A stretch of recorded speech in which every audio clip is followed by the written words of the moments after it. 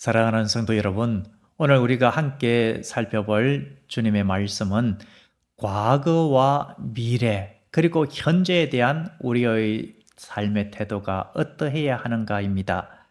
먼저 과거에 대한 우리의 태도는 어떠해야 하는가? 이것을 시편 126편 전체를 통하여서 살펴보도록 하겠습니다. 과거에 대한 우리의 태도, 그것은 하나님께서 베풀어 주신 은총에 대한 회상, 그리고 그 회상으로 말미암은 감사와 기쁨의 찬양인 줄로 믿습니다.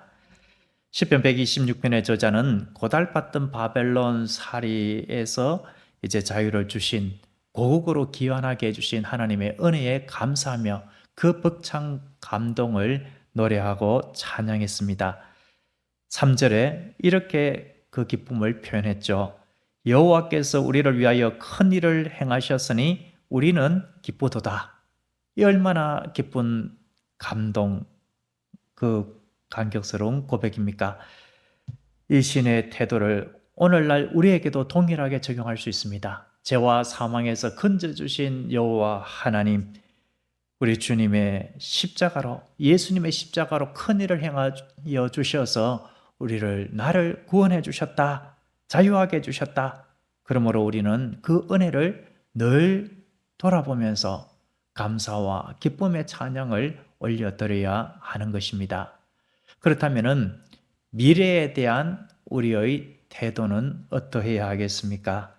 하나님께서 행하실 놀라운 일을 기대하면서 믿음으로 소망을 품어야 하겠습니다. 시편 126편의 저자 시인은 포로에서 귀환하게 해주신 은총에 대하여서도 감사했습니다만 여전히 바벨론에 남아있는 동족들, 그리고 고국의 상황들, 무너진 성전, 성벽, 회파된 이 성전과 폐허가 된 예루살렘, 이것을 바라보면서 안타까운 마음을 품었습니다.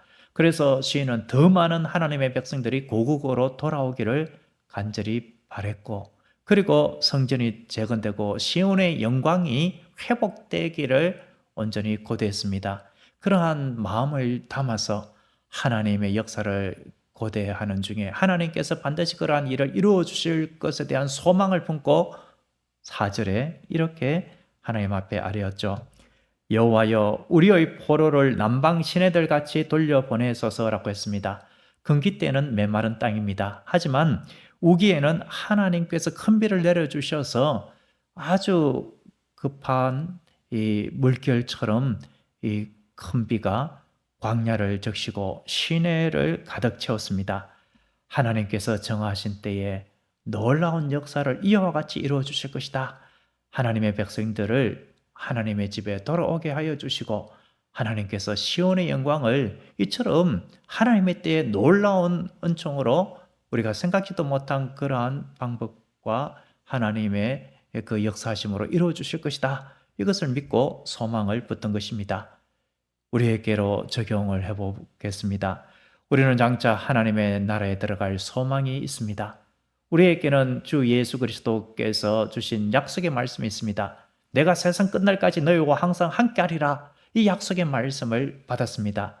우리 주님은 우리의 선한 목자가 되어 주셔서 우리의 갈 길을 인도해 주십니다. 내가 너를 도와주리라 약속해 주신 이 하나님의 약속의 말씀이 있습니다. 그러므로 우리는 미래에 대하여 두려워하지 말아야 하겠습니다. 하나님의 때는 반드시 옵니다. 우리의 삶의 난방신에도 하나님의 은혜로 가득 채워지게 되는 이 소망을 우리는 붙들어야 할 줄로 믿습니다. 그렇다면 현재 우리의 삶의 태도는 어떠해야 하겠습니까? 우리는 눈물로 씨를 뿌려야 하겠습니다. 6절은 이렇게 말합니다. 6절 우리 같이 한번 더 읽어보겠습니다. 시작. 울며 씨를 뿌리러 나가는 자는 반드시 기쁨으로 그 단을 가지고 돌아오리로다.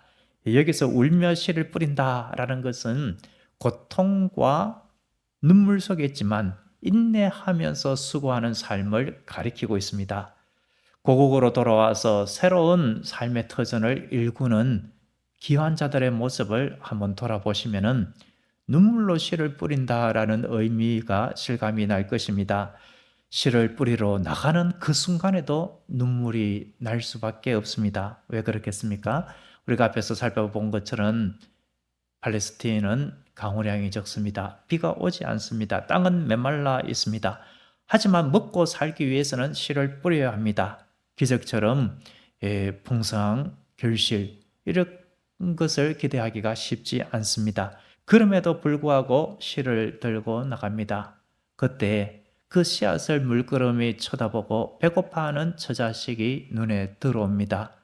이 씨앗이라면 한 끼라도 배불리 먹여줄 수 있을 것인데, 하지만 그 씨앗자루에 담긴 씨는 바로 씨앗이 되어서 장차 또 먹을 양식으로 밭에 뿌려져야만 하는 것입니다. 바로 이 순간에 눈물이 나는 것입니다. 한글 성경에는 번역되어 있지 않은 중요한 단어가 히브리 원문에는 두 개 단어가 있습니다. 바로 노세 스맥 메세크라는 단어입니다. 노세는 나가다라는 뜻이 있습니다. 메세크는 값지다라는 의미가 있습니다. 그러니까 이 씨앗은 아주 값진 가치가 있는 씨앗이다, 이런 의미가 있고, 또 곡식 자루라는 그러한 의미가 있습니다. 그러니까 생명과도 같은 이 씨앗이 담긴 이 씨앗 자루를 들고 나아가는 모습이죠. 나아가지 않을 수 없는 상황, 그럼에도 불구하고 씨를 뿌리러 나가기에는 주저스러운 상황, 하지만 기필코 나가야만 하는 그런 상황, 그 상황에서 눈물이 나는 것입니다. 씨를 뿌리는 과정 역시 고난의 연속입니다. 씨를 뿌리는 중에도 약탈자를 만나서 씨앗을 빼앗길 수도 있습니다. 종자를 계속해서 나르고, 그리고 오늘날처럼 아주 좋은 평야, 좋게 잘 갈아진 밭이 아니죠. 밭 중에서도 돌이 많고, 그리고 여전히 가시덤불을 해치고 했지만 수십 년간 자라난 그 가시, 그 깊이 뿌리 내린 그것을, 가시나무를 하루아침에 다 캐낼 수가 없죠.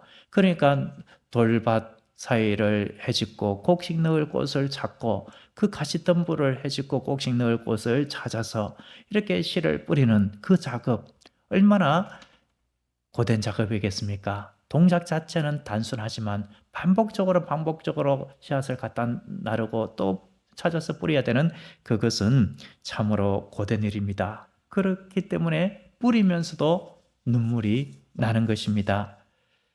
사랑하는 성도 여러분, 우리 역시 구원의 은총을 입었습니다. 미래의 천국 소망이 있습니다. 지금도 임마누엘의 하나님께서 내가 너와 함께하리라 약속하고 계십니다. 그렇다면 지금 우리는 무엇을 눈물로 뿌려야 하겠습니까? 우리가 뿌려야 할 눈물의 씨앗은 무엇이겠습니까?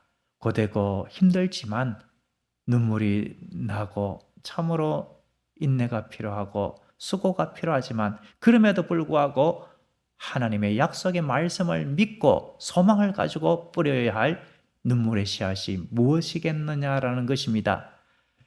바로 하나님의 나라를 소망하고 주님의 나라가 이 땅에서도 이루어지기를 소망하면서 복음의 씨를 뿌려야 할 줄로 믿습니다. 기도의 씨, 말씀의 씨, 사랑의 씨앗을 뿌려야 하는 것입니다. 눈물이 앞을 가릴지라도, 힘겨움에 팔이 무거울지라도 하나님께서 자라게 하신다, 하나님께서 열매 맺게 하신다, 마침내 큰 환호성을 지르며 풍성한 결실을 맺게 해주신다, 이러한 믿음으로 계속 씨를 뿌려가야 할 줄로 믿습니다. 혹시 지금 삶 속에 힘들고 어려운 일이 있으십니까? 그것 또한 씨를 뿌리는 시간입니다. 고통과 눈물이 있어도 하나님께서 함께 하신다, 하나님께서 도와주신다, 이 믿음으로 살아가야 하겠습니다.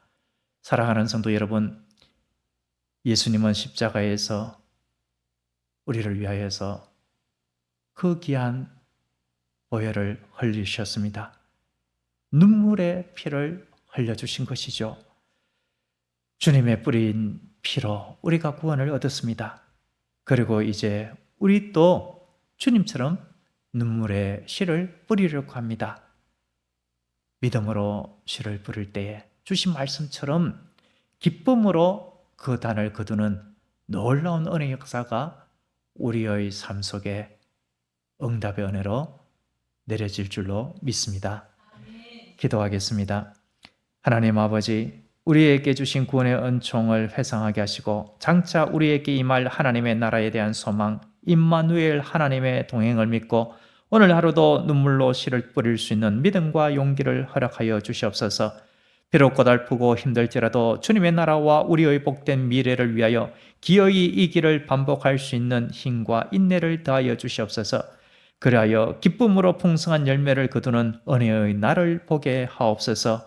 예수 그리스도의 이름으로 기도드립니다. 아멘.